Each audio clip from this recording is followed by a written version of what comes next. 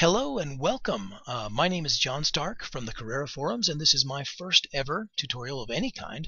I've never done this before, so please be a little forgiving if there's a few mistakes. Uh, but it is going to be on the wonders of Carrara dynamic hair, one of the most exciting features within Carrara, and almost tragically or almost criminally underused within Carrara because there's just not a lot of instruction on how to use it.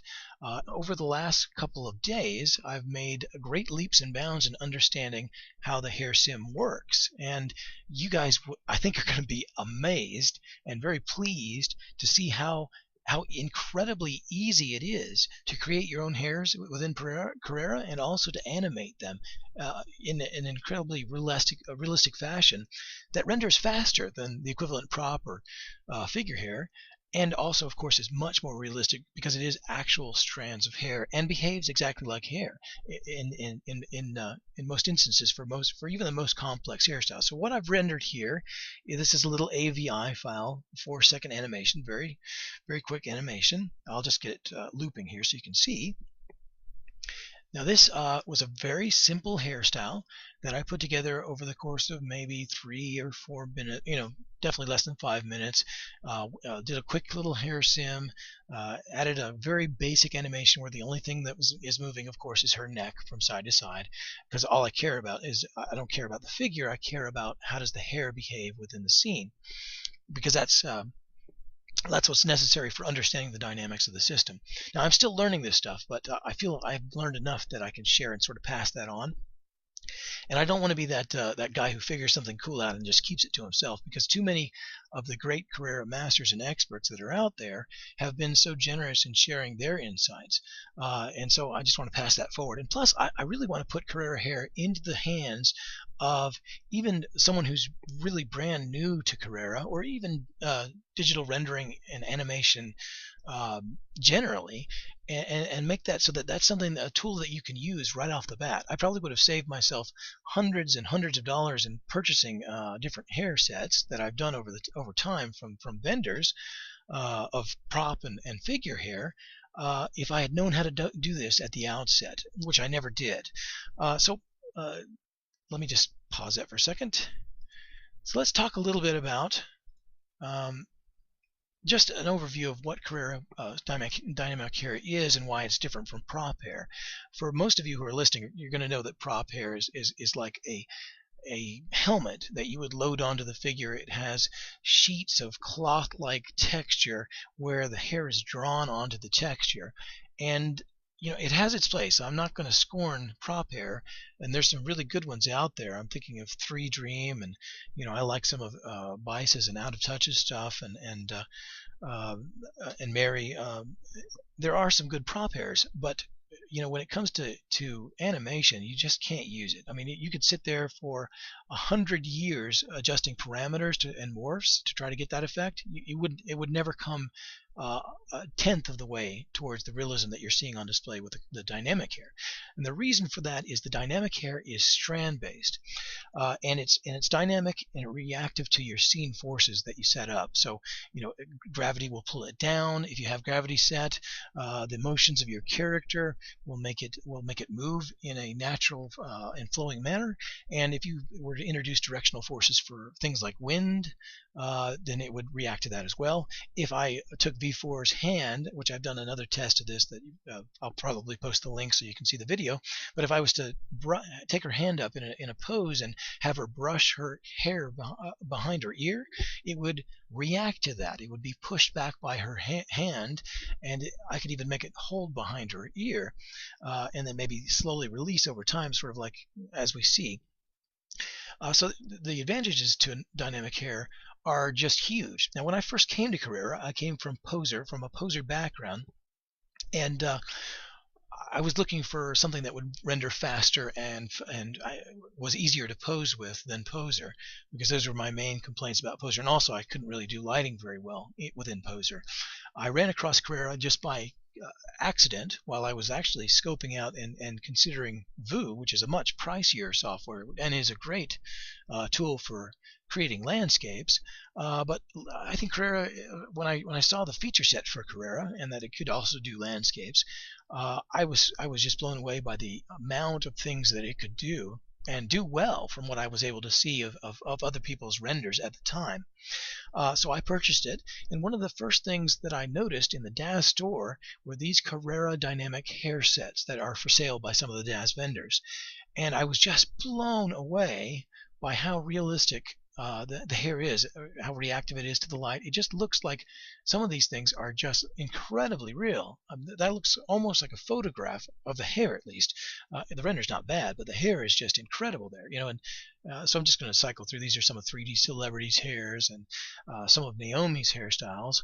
Um, Most of which I've purchased at one time or another, but all of which inspired me. And of course, the ever great and awesome Phil Wilkes, who I consider the major pioneer within discovering what dynamic Carrara hair can do. He's been on top of that like nobody else. And if you haven't purchased his, if you haven't seen his learning tutorials for learning Carrara and the advanced Carrara tutorials, I highly recommend them. I thought that they were too pricey for someone like me, and I would just teach myself without the instruction initially, because they just seemed like they had a high price tag for someone who is just a hobbyist like I am. But just about a week or two ago, I was able to purchase them on an extreme sale, and boy, if I could just jump back in time a couple of years back, I would have forced myself to purchase it just to shorten the learning tool curve for me by years, and also because, like I said, I've probably spent several $100s since. I probably coming up on $500 to $1,000 that I've spent over the years on prop and figure hair that I don't think I need any longer.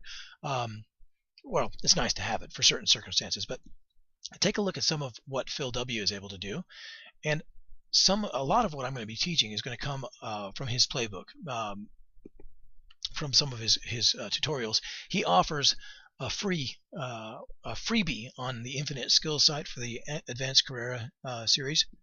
So I don't feel like I'm giving too much away, because it is a freebie tutorial that he does. It's free. It's a free look at what's inside of the product, and one of them is the hair tutorial. So I'm not trying to rob Phil or give away too many of his secrets here. And actually, I've taken it a little farther and done additional. I've taken it sort of in a different direction to get my what I've found so far. Some of the settings that I've discovered are different than his. And not that his are bad; they're just a different type of hair, and I don't like too much jitter and bounce. I like it to behave more like most of the hairstyles that we actually see in real life. But you look at that, and I mean, just to look at that picture or that render of this hair, and it's like magic. It's like you think, well, maybe he took a photograph of some hair and superimposed it upon a render. The render's really good too, of course. It's just amazing how the realism that's possible with the dynamic hair structure. Now there are other dynamic hairs tool sets that are out there that you can take advantage of, that are within, but there's very few that are within the hobbyist price market. And Carrara is the only one that I've found that I think is equivalent when applied correctly to what you would see in a digital film. High-priced studios, some of those softwares that are thousands of dollars, Maya, Houdini, C4D, 3DS, some of those kind of sims that are just way beyond what I would ever be able to justify spending on my little hobby addiction. And none of those programs are configured to work inherently with the DAS figures like Victoria 4 and Genesis. And so I'm not about to purchase an extremely pricey program and model all of my own figures. That would be ridiculous. Carrara offers the same, I would say equivalent to that in the quality of the simulation. It's the same, almost exactly as good as what you see in film, and yet it's at an incredibly low price point. And so why is YouTube not filled with videos of people with their Carrara hair sims? And I think it's just because there's a lack of knowledge of what settings to choose that will give realistic results, because it's very easy to get really bad results if you use the defaults. And thank goodness for folks like Phil W. who have actually just gone to enormous lengths to understand and reverse engineer this piece of alien software that we know of as Carrara, that has these incredible features built in that we just have to unlock the potential of and see. There are other dynamic hair solutions. There is Poser Dynamic Hair, which, good luck. I've never seen a single Poser Dynamic Hair render that looked realistic, even in the still render position, much less animation. Very, very difficult to get a handle on. Now, it's possible you might be able to get realistic effect, and just nobody's figured out how to do it yet. Maybe it's buried in there somewhere, but the level of difficulty on using the Poser Dynamic Hair was enough to chase me away real quick, whereas the Carrara Hair, it's like a snap. It's so easy to do. There is also the Look at My Hair dynamic hair that you can plug in for DAZ Studio, and it gives a decent dynamic hair look for still renders. The hair itself is a little bit thick and blocky and spiky, but you can get away with it, and it looks great as fur. And it can look very good for certain types of hairstyles. But like a thin little wispy hairstyle like this, I haven't seen too many people achieve that effect. And the other thing is that I've never seen an animation of it, and I don't think it's not animatable in the same way that you can't apply scene forces and have it sway in the wind, so to speak. And so there's some inherent limitations to that as well. And plus, the biggest limitation for me is it's a plugin for DAZ Studio, which is probably the worst software in the world. I hate it. All right, so I apologize for those of you who are studio lovers out there who think it's the greatest thing since sliced bread. I despise the interface of Studio. I despise everything about it. I think it's a horrible tool, but don't let my bias sway you. You should always use the tool that you like the most. But again, there is a limitation with the Look at My Hair in that it's not animatable, or at least not that I've seen anybody achieve. Now, there's also Blender has some dynamic hair as well. And if you go and YouTube Blender's dynamic hair, it's probably the best of a lot of poor choices aside from Carrara. You can get you can make it animatable so that it interacts with scene forces within Blender, as far as I can see by the YouTube videos. But it's good for things like inanimate objects. If I was to, doing wiring or something like that, or some sort of funny little fuzzy ball that was twisting around in the wind, it's decent for that. But human hair, the sims that I've seen people running is my first test sim within Carrara is better than anything I've seen on YouTube for any of the Blender ones. Now, again, this may be just limitations of the users, and we shouldn't necessarily judge the software by the users. So it's possible maybe Blender actually can do really good hair sims, but I haven't seen any. And so that either points to a level of difficulty of using the software, or perhaps some limitations within it, that it's just not suited for that kind of thing.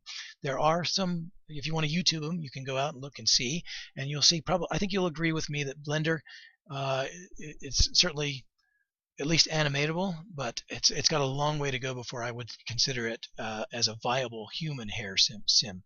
But Carrara, fortunately, is viable as a human hair sim right out of the box. It is the best option for realistic hair that there is, without belonging to a major film studio, or shelling out the big bucks for some of that kind of software.